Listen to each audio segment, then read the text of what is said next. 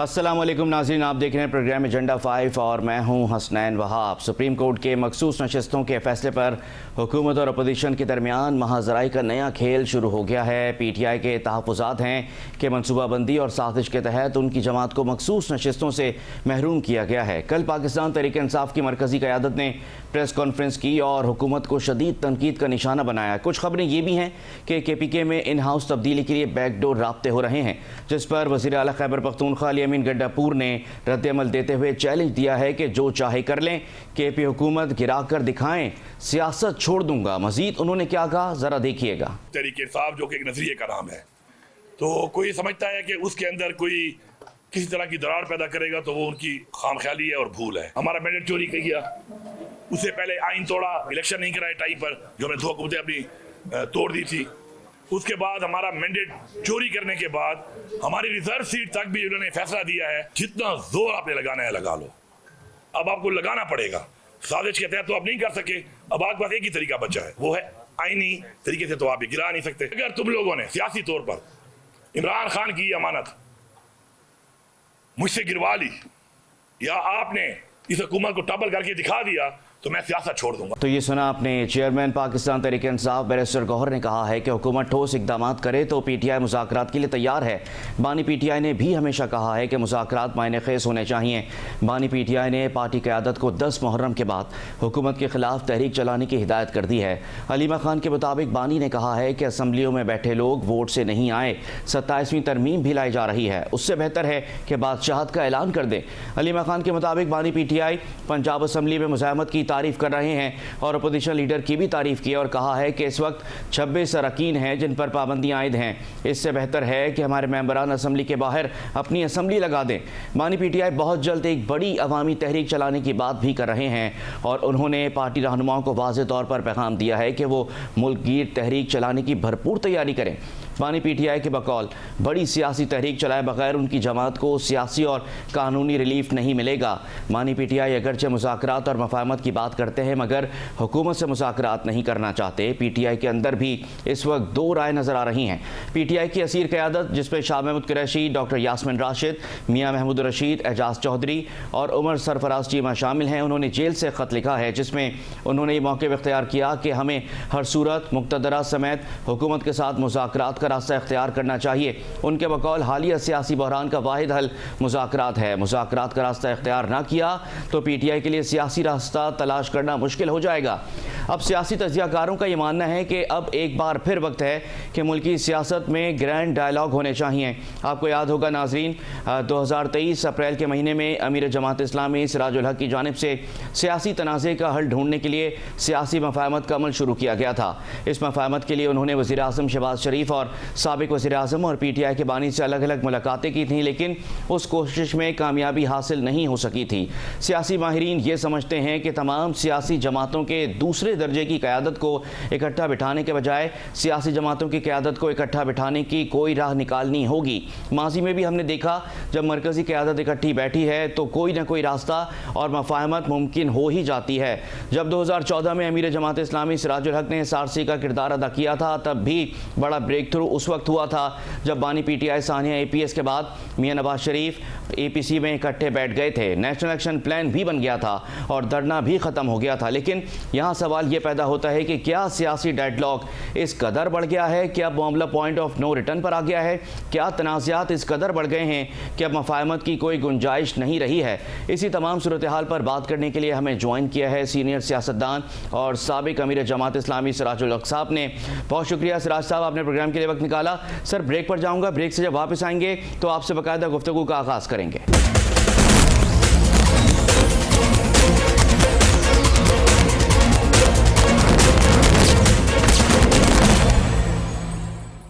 तो ब्रेक के बाद नाज़रीन आपको खुशामदीद कहेंगे और हमें ज्वाइन किया है सीनियर सियासतदान हैं और साबिक अमीर जमात इस्लामी हैं सिराजुल हक साहब। बहुत शुक्रिया सिराज साहब, आपने प्रोग्राम के लिए वक्त निकाला।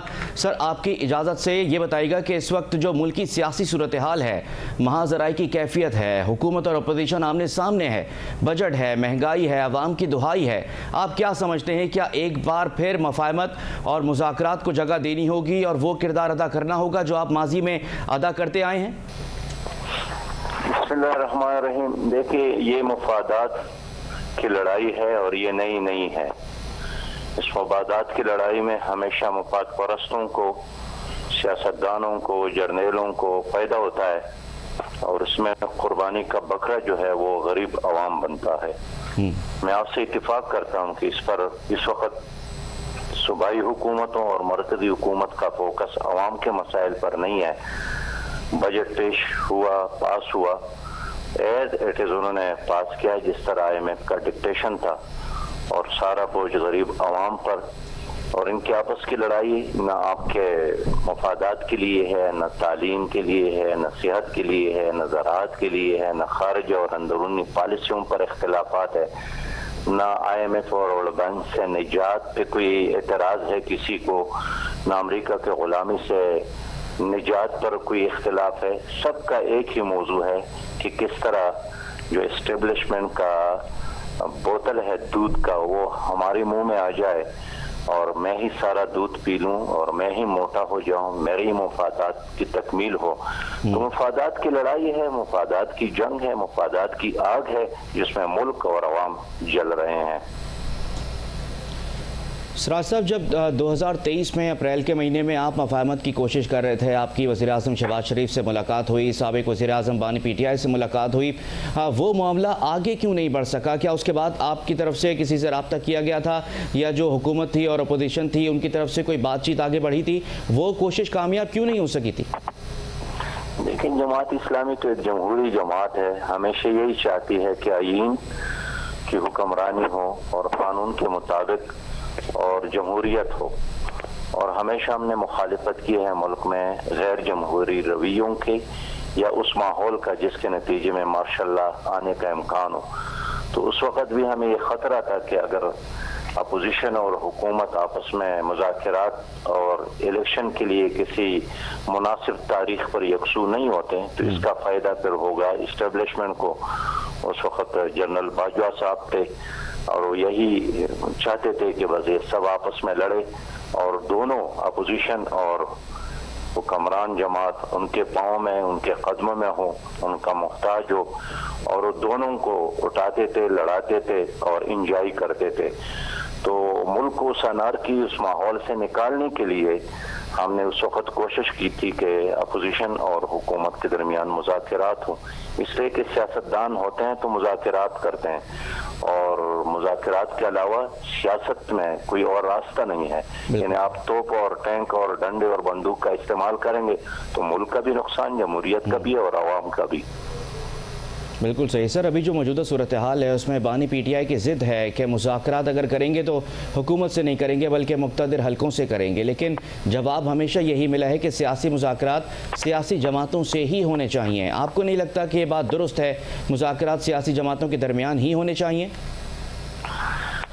بالکل سیاستدانوں کو آپس میں بیٹھنا چاہیے. اور اس وقت اگر اسٹیبلشمنٹ جس پوزیشن میں ہے کہ سارے فیصلے اور اختیارات ان کی مٹھی میں اور ان کی زبان میں، اور ان کی خواہش قانون ہے، ان کی خواہش نظام ہے، تو یہ صورتحال اس نہج تک پہنچانے میں اسٹیبلشمنٹ سے زیادہ خود سیاستدانوں کا ہاتھ ہے. اور اب بھی اگر سیاستدان آپس میں نہیں بیٹھتے تو ظاہر فیصلہ پھر میجر صاحب کرے گا، کرنل صاحب کرے گا، بریگیڈیئر صاحب کرے گا، جنرل صاحب کرے گا. تو خود سیاستدانوں کو پہلے یہ طے کرنا ہے کہ وہ آپس میں بیٹھ کر معاملات طے کرنا چاہتے ہیں یا کسی میجر کے سامنے بیٹھ کر اچھے بچوں کی طرح ان کے بات سننے کے لیے آمادہ ہے. سر آپ کیا سمجھتے ہیں؟ آپ کی ملکی سیاست پر بڑی گہری نظر ہوتی ہے، اس وقت اصل ایشو ہے کیا؟ اقتدار کا مسئلہ ہے، اتحادی جماعتوں کی حکومت اصل ایشو ہے، بانی PTI کی رہائی اصل مسئلہ ہے، یا مائنس بانی PTI کی جو باتیں ہو رہی ہیں وہ مسئلہ ہے، ملکی معیشت کو سنبھالنا مسئلہ ہے؟ کیا آپ کو لگتا ہے کہ اصل ایشو اس وقت ہے کیا ملک میں؟ اصل مسئلہ تو اس وقت عوام کا ہے کہ عوام پر مہنگائی کا ایک بہت بڑا بوجھ حمالیہ سے زیادہ آ پڑا ہے، اور حکومت IMF کے کہنے پر مسلسل قیمتوں میں اضافہ کر رہی ہے، پٹرول کی قیمتوں میں، گیس کی قیمتوں میں، اور اس کی وجہ سے ہر چیز کی قیمت میں اضافہ ہوا، غریب کے لیے جینا مشکل ہو گیا ہے۔ یعنی سچی بات یہ ہے کہ ایک سانس لینے پر ٹیکس شاید نہ ہو، باقی ہر چیز پر حکومت نے ٹیکس لگائی ہے۔ تو میں تو سب سے بڑا مسئلہ عوام ہی کا مسئلہ سمجھتا ہوں۔ رہ گئی بات سیاستدانوں کے، تو وہ ہر حالت میں اپوزیشن میں بھی ہو تو وہ ان کے وارے نیارے ہوتے ہیں، حکومت میں بھی ان کے وارے نیارے ہوتے ہیں۔ یار وہ جاگیردار ہے، وہ سرمایہ دار ہے، وہ کارخانہ دار ہے، کروڑ پتی اور ارب پتی ہے، نہ گرمی کے بارے میں ان کو کوئی غم، نہ سردی کے بارے میں ان کو کوئی غم، نہ بچوں کے تعلیم کے بارے میں ان کو کوئی فکر، نہ کسی اور مصیبت آ جائے ان سے بالکل محفوظ ہوتے ہیں۔ مسئلہ تو ہے ہی عوام کا، لیکن عوام کا یہ مسئلہ ان سیاستدانوں کی وجہ سے ہے جنہوں نے قانون اور آئین کی بالادستی کے بجائے اپنی ذاتی لڑائی ہمیشہ لڑی ہے، اور آج بھی اسی میں مصروف ہے۔ یعنی لڑائی اصولوں پر تو نہیں ہے، نظریات پر تو نہیں ہے، معیشت پر تو نہیں ہے، سود کے خاتمے پر تو نہیں ہے، کشمیر کے آزادی پر تو نہیں ہے، ڈاکٹر عافیہ کو واپس لانے کے لیے تو لڑائی نہیں ہے، فلسطین کی آزادی کوئی مقصد تو نہیں ہے۔ لڑائی ہے یہی کہ گھوڑے پر میں سوار ہو جاؤں اور آپ اترے، دوسرا کہتا ہے کہ نہیں مجھے رہنے دو، کیوں میں اتروں۔ بالکل صحیح۔ سراج الحق صاحب، ہمیشہ ہم نے دیکھا ہے کہ چہرے تبدیل ہو جاتے ہیں، نظام کیوں تبدیل نہیں ہوتا؟ کیا موجودہ نظام ہمارے صاحب اقتدار اور سیاستدانوں کو سوٹ کرتا ہے؟ جمہور کی بات ہوتی ہے لیکن جمہور کی مضبوطی کی بات نہیں ہوتی۔ سچی بات یہ ہے کہ اس وقت گزشتہ ایک طویل عرصے سے جو نظام مسلط ہے اس ملک میں، جس میں یعنی اداروں کی بجائے افراد کی حکومت ہے، عوام کی بجائے خاندانوں کی حکومت ہے، جس کی وجہ سے عدالت پر اعتماد ختم، قومی اسمبلی اور صوبائی اسمبلیوں پر عوام کا اعتماد ختم۔ یعنی کوئی ادارہ ایسا نہیں ہے جس پر لوگ اب اعتماد کرے کہ یہ ادارہ عوام کی مفادات کی ترجمانی کرے گا۔ تو ایسے میں سمجھتا ہوں کہ عوام ہی کو فیصلہ کرنا پڑے گا کہ پیپلز پارٹی، مسلم لیگ اور پی ٹی آئی اگر ڈیلیور نہیں کر رہا ہے، اور جب بھی ان میں سے کسی کو بھی وقت ملتا ہے اسی گھسے پٹے نظام کے رکھوالی، اس کی پاسبانی، اس کی چوکیداری کرتا ہے۔ یعنی آج دیکھیے سندھ میں پیپل پارٹی کی حکومت ہے، اور کے پی کے میں پی ٹی آئی کی حکومت ہے، اور پنجاب میں مسلم لیگ کی حکومت ہے۔ تو ان تینوں حکومتوں میں کیا فرق ہے؟ کیا ان کا وی آئی پی کلچر ختم ہوا؟ کیا کرپشن ختم ہوا؟ کیا عوام کو سستا انصاف ملا؟ کیا غریبوں کو تعلیم کی کوئی سہولت ملی؟ ایک نظام ہے، صرف نام اور کچھ ٹائٹل فرق ہے کہ اس کا نام پاکستان پیپل پارٹی ہے، یہاں تحریک انصاف ہے، پنجاب میں مسلم لیگ ہے۔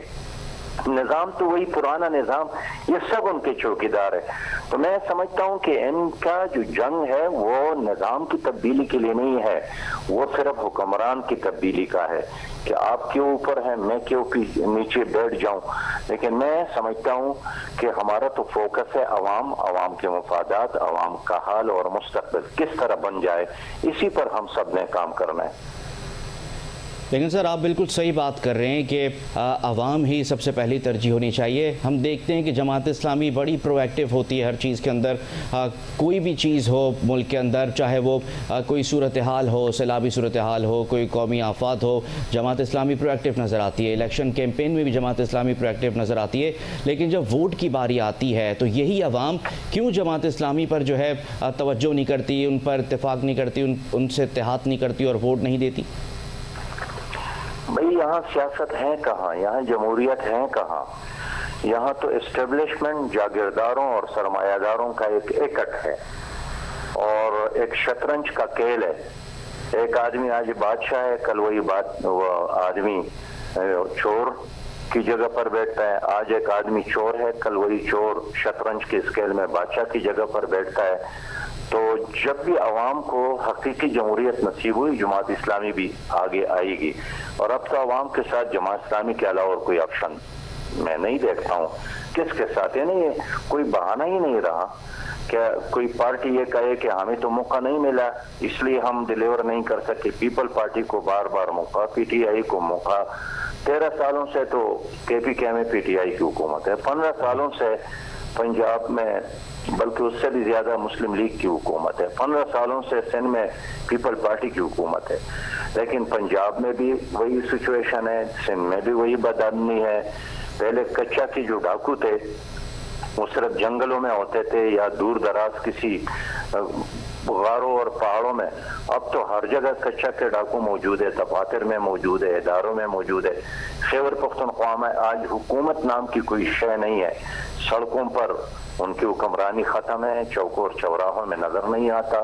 बदअमनी और दहशतगर्दी की वजह से पूरा सुबह इस वक्त यानी चीख रहा है, हर इंसान चीख रहा है, लेकिन कोई जिम्मेदार नहीं है। अब सूबाई हुकूमतें कहती है मरकज का काम है, मरकजी हुकूमत कहती है सूबे खुद लाइन ऑर्डर का मसला हल करे। ऐसे में कौन जल रहा है? जो बंगलों में हैं, जो एयर कंडीशन हालों में बैठे हैं, जो फैसले करते हैं, वो माशाल्लाह हर लिहाज से महफूज है। जल रहा है गरीब अवाम, किसान जल रहा है, दहकान जल रहा है, कश्तकार जल रहा है, एक आम नौजवान बेरोजगार नौजवान जल रहा है, माएँ बेटियां हैं वो जो रो रही है। तो मैं इसलिए कहना चाहता हूँ कि फैसला तो अवाम के हाथ में होना चाहिए कि क्या इन पार्टियों को दोबारा चांस दिया जाए या इस मुल्क को अब एक मुस्बत और पुरअमन इनकलाब की तरफ ले जाए। लेकिन सर फिर वो होगा कैसे इन तमाम जमातों के होते हुए? हम देख रहे हैं कि सूबों में भी इन्हीं जमातों की हुकूमतें, 3 जमातों के गिर्द मुल्क की सियासत इस वक्त घूम रही है, बड़ी सियासी जमातों के गिर्द। फिर वो होगा कैसे? लोगों को किस तरह कायल किया जाएगा कि इन जमातों के अलावा भी है पाकिस्तान के लिए कुछ? इसी के लिए तो जमात इस्लामी जद्दोजहद कर रही हैं, दर दर चौक और चौराहों में, गलियों और कूचों में, हुजरों और मसाजिद में, हर जगह यही पैगाम पहुंचा रही है कि खुदा के बंदो, तुम्हारा निजात जो है वो अल्लाह की दीन में है, नजर इस्लाम और नजर पाकिस्तान में है, कानून और अदल और इंसाफ की हुक्मरानी में है। जितना जल्द अवाम, पाकिस्तान के अवाम अल्लाह की तरफ रुजू करेंगे, शरीयत की तरफ रुजू करेंगे और इन लोगों से निजात के लिए पुरअज़म होकर पहला कदम उठाएंगे, तो अल्लाह ताला भी इस कौम पर रहम फरमाएगा। अल्लाह तो नहीं चाहता है कि उनके नेक बंदों पर, अच्छी कौम पर, पाकिस्तान पर ये करप्ट लोग मुसल्लत हो। लेकिन अगर एक आदमी खुद उस पर बज़द है कि नहीं, मुझे दियानतदार की बजाय ये करप्ट आदमी अच्छा है, तो अल्लाह ताला ने तो कुरान में फरमाया है कि इन्नल्लाह ला युग़य्यिरु मा बिक़ौमिन हत्ता युग़य्यिरु मा बिअनफुसिहिम। अल्लाह किसी कौम की हालत बदलता नहीं है जब तक वो खुद उसके लिए तैयार ना हो। तो हम अपनी तरफ से मेहनत, कोशिश, जद्दोजहद कर रहे हैं, मुज़ाहिमत भी कर रहे हैं, लोगों को आगाह भी कर रहे हैं। वक्त आएगा कौम भी मुनज़्ज़म हो जाएगा, बाशऊर हो जाएगा और दोस्त और दुश्मन में तमीज़ करेगा, दियानतदार और करप्ट में तमीज़ करेगी। लेकिन सर हैरान कुन बात यह है कि हम देखते हैं जमात इस्लामी का बड़ा किरदार है मुल्क की सियासत में भी, और जब स्टेट पावर की बात होती है तो जमात इस्लामी का स्टेट पावर बहुत बड़ा होता है बाकी दीगर जमातों के मुकाबले में। नेमतुल्लाह खान साहब का दौर हमने देखा, अभी हाफिज़ नईमुर रहमान साहब का दौर हमने देखा कि किस तरह से जमात इस्लामी ने कराची में भी काम किया, कराची से उनको वोट भी मिले, और जो जमात इस्लामी का किरदार है और स्टेट पावर है। लेकिन सर जब जनरल इलेक्शन की बात आती है, वोट डलता भी होगा जमात इस्लामी को, लेकिन फिर सीटें क्यों नहीं मिल पाती जमात इस्लामी को पूरे मुल्क से जिस तरह होनी चाहिए, जिस तरह स्टेट पावर है जमात इस्लामी? भाई साहब, बात यह है कि जमहूरियत नहीं है ना, पोलिंग स्टेशन आज़ाद नहीं है, वोटर आज़ाद नहीं है, और लोगों की जो तकदीर है वो अवाम के हाथों की बजाय उन लोगों ने अपने मुट्ठी में लिया है जो बाइख्तियार है। आपने गुज़श्ता दिनों नहीं देखा कि हमने पाकिस्तान के साथ मुज़ाकरात करना चाहा तो बातचीत के लिए उसने वज़ीर आज़म, सदर या किसी सियासी लीडर को बुलाया या आर्मी चीफ को बुलाया, इसलिए कि वो भी जानता है कि ये जो हुकूमतें हैं ये जाली है, ये असली नहीं है और अवाम ने इन पर एतमाद नहीं किया है। तो मैं समझता हूँ कि जब तक एक हकीकी इस्लामी और हकीकी जमहूरी क़यादत सामने ना आए उस वक्त तक पाकिस्तान आगे नहीं बढ़ सकता है। तो गरीब का मसला, अवाम का मसला उस वक्त हल होगा जब आपके कौमी असम्बली में गरीब अवाम के हकीकी नुमाइंदे आ जाए। जागीरदार आएगा, जागीरदार का मसला होगा, हल होगा। कारखानादार कारखानादार के बारे में सोचता है, सरमायादार सरमायादार के बारे में सोचता है। کرپٹ آدمی آتا ہے وہ کرپشن کی حفاظت کے لیے قوانین. اس لیے عوام کا دور اس وقت آئے گا جب عوام ہی اپنے نمائندوں کو چن لے اور وہ جس کو ووٹ دے وہ اسمبلیوں تک بھی پہنچے. جماعت اسلامی اس کے لیے کام کر رہی. نہ ہم مایوس ہیں، نہ ہم پریشان ہیں، نہ دبنے والے ہیں، نہ جھکنے والے ہیں، نہ ڈرنے والے ہیں. ہر دن صبح سے اپنے کام کا آغاز کرتے ہیں اور شام گئے تک محنت کرتے ہیں. انشاءاللہ تعالی اللہ تعالیٰ کسی محنت کو ضائع نہیں کرتا.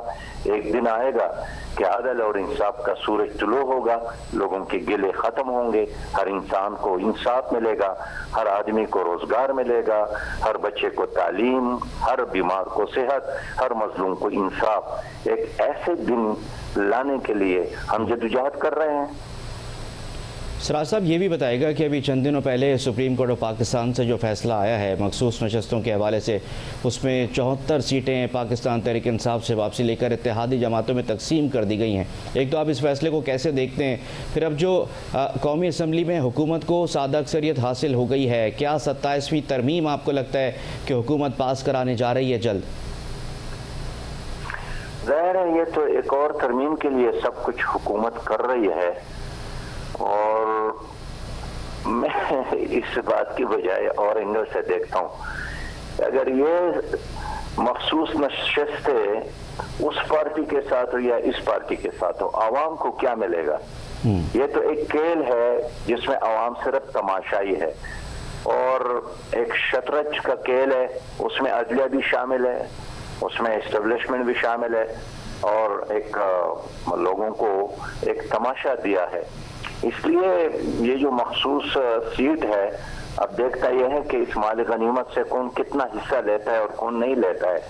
لیکن سچی بات یہ ہے کہ اس وقت خیبر پختونخوا میں، سندھ میں، پنجاب میں، بلوچستان میں ایک آگ لگی ہے، اور اس آگ کو بجھانے کا فکر کسی کو بھی نہیں ہے. سب انہی چیزوں میں کہ مال غنیمت میں سے ان کو کتنا زیادہ سے زیادہ حصہ ملے. تو میں تو اس کو ایک مال غنیمت سمجھتا ہوں کہ کس کو کتنا حصہ ملے گا.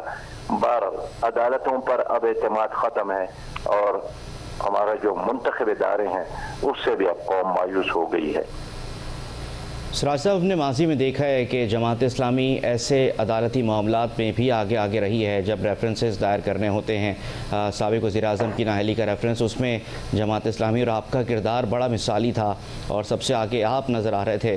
کیا جماعت اسلامی گورنمنٹ کے ایکشنز کو روکنے کے لیے کوئی قدم اٹھائے گی؟ کیا گورنمنٹ کے خلاف جماعت اسلامی کچھ پلان کر رہی ہے؟ کچھ ہو سکتا ہے؟ دیکھیے، اس عدالت میں ہمارے کئی پٹیشن پڑے ہیں. مثلا پاناما لیکس میں جو 436 لوگ تھے ان کے خلاف ہماری پٹیشن تو آج بھی موجود ہے.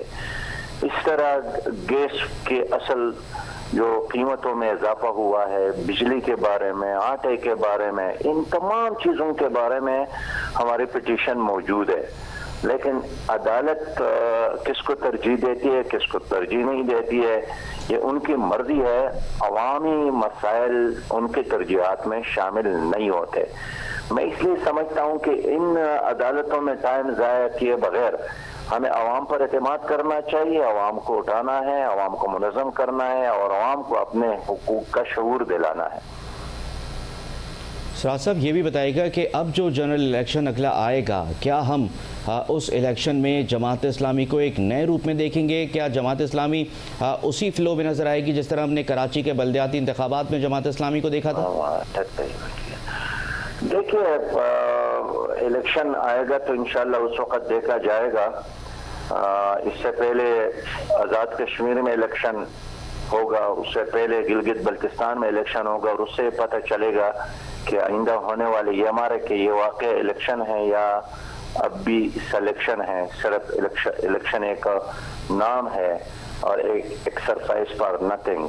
تو میں اس لیے سمجھتا ہوں کہ اس وقت سب سے جو بڑا مسئلہ ہے وہ سیاسی جماعتوں کو ایک شفاف الیکشن پر ایک کرنا ہے. لیکن مصیبت یہ ہے کہ جو پارٹیاں حکومت میں ہوتی ہیں وہ ان مسائل پہ ان کو اہم ہی نہیں سمجھتے ہیں کہ شفاف الیکشن ہماری تو ضرورت نہیں ہے، ہمیں تو غیر شفاف الیکشن میں یہ مرتبہ، یہ مقام، یہ کرسی ملی ہے. لیکن اب بھی میں سمجھتا ہوں کہ کل یہی لوگ اپوزیشن میں جائیں گے اور یہی رونا روئیں گے جو آج کا اپوزیشن رو رہا ہے. اس لیے ہر پولیٹیکل ورکر سے میں یہی چاہوں گا کہ بلدیاتی الیکشن سے قبل اور جنرل الیکشن سے قبل ہمیں جدوجہد کرنا ہے کہ شفاف الیکشن کو کیسے یقینی بنایا جائے. اگر الیکشن شفاف نہیں ہے تو اپنا شناختی کارڈ اٹھا کر گھر سے نکل کر دھوپ میں قطار بنا کر یہ عوام کے ساتھ ایک مذاق ہے، اس کے علاوہ اور کچھ نہیں. ٹھیک ہے سراج صاحب، آپ یہ بھی بتائیے گا کہ آپ کا تعلق بھی کے پی کے سے، آپ وہاں پہ دیکھ رہے ہیں، کیا حالات کے پی کے میں تبدیل ہوئے ہیں؟ یہ سوال میں اس لیے کر رہا ہوں کیونکہ کے پی کے میں عدم اعتماد کی تحریک کے حوالے سے باتیں ہو رہی ہیں، حکومت کی تبدیلی کے حوالے سے باتیں ہو رہی ہیں کہ نہ اس تبدیلی وہاں پر ہونے جا رہی ہے یا اس کی تیاری ہو رہی ہے. آپ سمجھتے ہیں اگر ایسا ہوگا تو صوبے کی عوام کے لیے بہتر ہوگا یا نہیں ہونا چاہیے؟ میں یہی سمجھتا ہوں کہ ان حکومتوں کو قبل از وقت ختم کرنا یہ بالکل مفید نہیں ہے، نہ صوبوں میں نہ مرکز میں. اور میں تو یہی چاہتا ہوں کہ ان کو ایک پورا ٹینیور ملے تاکہ ان کو کوئی بہانہ پھر نہ ہو کہ ہمیں تو ختم کیا گیا یا ہمیں قتل کیا گیا یا ہمیں وقت سے پہلے رخصت کیا گیا. اگر ہمیں پورا وقت ملتا تو ہم آسمان کے تارے بھی لاتے اور دودھ کے نہریں بھی بہاتے اور شہد کے دریا بھی بہاتے. اس لیے میں خیبر پختونخوا میں بھی اس حق میں نہیں ہوں کہ وہاں پریمیچیور کوئی تبدیلی ہو. اس وقت وہاں پی ٹی آئی کی حکومت ہے، ان کی ایک میجارٹی ہے، عوام کے مینڈیٹ کے ساتھ ہے. یہ الگ بات ہے کہ انہوں نے گزشتہ عرصہ عوام کی بجائے جلسے اور جلوسوں پر وزیر اعلیٰ سمیت پوری کیبنٹ نے لگایا ہے اور عوام کے حقوق یا عوام کے مسائل پر انہوں نے توجہ نہیں دی ہے. اور اس وقت وہاں صحیح بات یہ ہے کہ مغرب کے بعد کوئی حکومت بھی نہیں ہوتی ہے، لوگ گھروں سے بھی نہیں نکل سکتے، دہشت گردی کا ماحول ہے، لوگ روتے ہیں، روز لاشیں گرتی ہیں، دھرنے ہیں، احتجاج ہیں، رونے ہیں، لاشیں ہیں، دفنانے ہیں. تو کفن اور تابوت کا کاروبار تو عام ہوا ہے، لیکن ترقی کا کوئی نیا کارخانہ، کوئی نئے کرنا نہیں چاہتے یا صلاحیت نہیں ہے یا اہلیت نہیں ہے؟ ظاہر ہے اگر اہلیت ہوتی تو چاہتا تو ہر کوئی ہے کہ میں کوئی ایسا کام کروں کہ تاریخ مجھے اچھے نام سے یاد کرے، لیکن شاید صلاحیت کی کمی ہے یا اپنی ذات یا اپنے مفادات سے بالا ہو کر سوچ کی کمی ہے. آپ اپنے وفاقی منسٹر کو دیکھیں، کیا ان کو پاکستان کے اضلاع کے نام یاد ہے؟ کیا ان کو ان کی تعداد یاد ہے؟ صرف اور صرف بس اپنے حلقہ اور اپنے انڈا الیکشن کے لیے اپنے ووٹروں کو خوش کرنا، کچھ لوگوں کو بھرتی کرنا، کچھ سکیمز وہ مرکز سے اپنے حلقے میں لانا. اسی طرح صوبوں کا بھی یہی ہے. تو سچی بات یہ ہے کہ جو عدل اور انصاف اور قانون کی بالادستی عوام کا یہ خواب ہے، ان پارٹیوں کے ہوتے ہوئے وہ کبھی سورج طلوع نہیں ہوگا. جو لوگ ان پارٹیوں میں فرق کرتے ہیں، میں سمجھتا ہوں کہ یہ بھی ایک سیاسی جہالت ہے. ان کا کلچر ایک ہے، لوگ ایک جیسے ہیں، باپ ایک جگہ، بیٹا دوسرے پارٹی میں، چچا ایک پارٹی میں، بھتیجا دوسری پارٹی میں، ماموں ادھر بیٹھا ہے، بانجا ادھر بیٹھا ہے، بڑا بھائی ادھر بیٹھا ہے، چھوٹا بھائی ادھر بیٹھا ہے. تو پراپرٹی، کاروبار، سب کچھ ایک ہے. سیاست صرف اس لیے علیحدہ کرتے ہیں تاکہ اگر ایک پارٹی سے عوام کا دل بھر جائے، مایوس ہو جائے، تو میں ایک اور پارٹی کے پلیٹ فارم سے موجود ہوں، پھر بھی اسی کاروبار کا، اپنے مفادات کا، اپنے پراپرٹیز کا، اپنے جاگیروں کا وہی حفاظت کرتا ہے. تو عوام کے لیے رونے والے انک نہیں ہیں، اپنے مفادات کے لیے رونے والے لوگ موجود ہیں. سر یہ بتائیے گا کہ ابھی ہم سن رہے ہیں کہ حکومت بھی مذاکرات کے لیے تیار ہے، بات کرنا چاہتی ہے، پاکستان تحریک انصاف بھی مذاکرات کے لیے تیار ہے، بات کرنا چاہتی ہے. کیا جماعت اسلامی یا آپ اب دوبارہ کوئی کردار ادا کر سکتے ہیں یا اب بھی بس اب مایوس ہو گئے کہ جی ہم بھی نہیں کرا سکتے ان کی صلح آپس میں؟ دیکھیے، اس پہ عالمی جماعت اسلامی نے کئی بار پیشکش کی ہے کہ ہم آپس میں ان کو بٹھانے کے لیے تیار ہے، ہم ہوسٹ بننے کے لیے تیار ہے. لیکن سچی بات یہ ہے کہ یہ وقت گزارنے کا ایک کام ہے. میں اب بھی نہیں سمجھتا ہوں کہ یہ لوگ آپس میں مذاکرات کریں گے یا بیٹھیں گے سنجیدگی کے ساتھ. Just to kill the time ایک کوشش ہے دونوں طرف سے جاری ہے، لیکن بہرحال اصولی طور پر ہم اس کے حق میں ہیں۔ اللہ سر آپ یہ کہہ رہے ہیں کہ حکومت بھی ٹائم گین کر رہی ہے اور اپوزیشن بھی ٹائم گین کر رہی ہے، دونوں کو فائدہ ہو رہا ہے۔ کہ سچی بات یہ ہے کہ دونوں پارٹیز جو ہیں وہ ٹائم گین کرنے کی کوشش کر رہی ہیں یا اپنے ووٹر کارکنان کو۔ باقی مذاکرات تو ہونا چاہیے، ہم ہمیشہ اس کے حق میں ہیں، سیاسی قیدیوں کو رہا ہونا چاہیے، ہم ہمیشہ اس کے حق میں ہیں، لیکن کریں گے کون اور کون اس کو بٹائے گا، یہ اصل مسئلہ ہے۔ سر بس آخر میں یہ بتائے گا کہ آپ کو کہیں نہ کہیں یہ لگتا ہے کہ جو پاکستان تحریک انصاف کی موجودہ قیادت ہے جو جیل سے باہر ہے، کیا وہ یہی چاہتے ہیں کہ بانی پی ٹی آئی رہا ہو جائیں یا وہ یہ چاہتے ہیں کہ بانی پی ٹی آئی جیل میں رہیں؟ کچھ تو بات ہوگی آپ کے ذہن میں۔ نہیں، وہ بیچارے تو چاہتے ہیں کہ وہ رہا ہو، جلسے کرتے ہیں، جلوس کرتے ہیں، ریلیاں نکالتے ہیں، مطالبات کرتے ہیں وغیرہ وغیرہ، جو بھی ایک پولیٹیکل پارٹی یا پولیٹیکل ورکر کر سکتا ہے وہ تو کر رہا ہے۔ لیکن ظاہر ایک پارٹی میں ہر طرح کے لوگ ہوتے ہیں اور گروپ بندیاں بھی ہوتی ہیں، نقطہ نظر کا اختلاف ہوتا ہے۔ پی ٹی آئی میں بھی وہی نظر آ رہا ہے کہ ایک ایکسیلیٹر پر پاؤں رکھ کے زور دے رہا ہے، دوسرا بریکر پر وہ کر رہا ہے کہ بریک پر پاؤں رکھ کر زور دے رہا ہے۔ تو یہ تو ہوتا رہتا ہے، لیکن مجموعی طور پر ان کا جو پارٹی ورکر ہے وہ تو چاہتا ہے کہ عمران خان رہا ہو۔ اور سر یہ بتائیے گا کہ جو مائنس بانی پی ٹی آئی کی بات ہو رہی تھی، آپ کا تجزیہ کیا ہے کہ مائنس ہو گئے؟ میرا خیال نہیں ہے، P T I Imran Khan کے علاوہ اور کچھ نہیں ہے، اور اس وقت وہی محور ہے اور وہی اس کا بانی چیئرمین ہے، اور پی ٹی آئی سے اگر عمران خان کو ایک منٹ کے لیے بھی آپ منفی کرتے ہیں تو پی ٹی آئی کا نام و نشان تاریخ کے عجائب گھر ہی میں ہوگا، عملی سیاست میں نہیں ہوگا۔ اس لیے لوگ اس وقت جو جمع ہیں وہ صرف عمران خان کے نام پر، اسی کی ذات پر جمع ہے۔ پی ٹی آئی کا جتنا بھی ورکر ہے، باقی جتنے بھی لیڈر ہے تو وہ شاید اپنے حلقے میں بھی لیڈر نہیں ہے، اور خود کہتے ہیں کہ ہم تو کام، جب کوئی ان سے پوچھتا ہے کہ بھئی آپ کام کیوں نہیں کرتے ہیں، آپ ایم این اے ہیں، آپ منسٹر ہے، وزیر اعلیٰ ہے، آپ صوبائی اسمبلی کا ممبر ہے، آپ سینیٹر ہے، وہ ایک ہی بات کرتے ہیں کہ بھئی آپ نے تو ووٹ ہمیں نہیں دیا تھا نا، آپ نے تو ووٹ عمران خان کو دیا تھا، تو آپ ان سے پوچھیں۔ تو اس لیے عمران خان کے بغیر پی ٹی آئی کچھ بھی نہیں ہے۔ بالکل ٹھیک ہے، بہت بہت شکریہ۔ سراج الحق صاحب ہمارے ساتھ موجود تھے، اور ناظرین اسی کے ساتھ ہی پروگرام کا وقت ختم ہوتا ہے۔ مجھے اور میری ٹیم کو اجازت دیجیے، آپ سے پھر ملاقات ہوگی، اپنا خیال رکھیے گا، اللہ حافظ۔